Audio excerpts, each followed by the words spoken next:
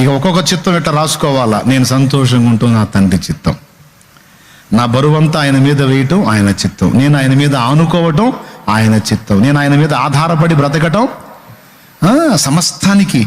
నా నీతికి ఆధారమా నిబంధన మందసమా, నా నీతికి ఆధారమా నిబంధన మందసమా, అనుబంధమా మకరందమా, నాలో ఆనందమా, అనుబంధమా మకరందమా, నాలో ఆనందమా.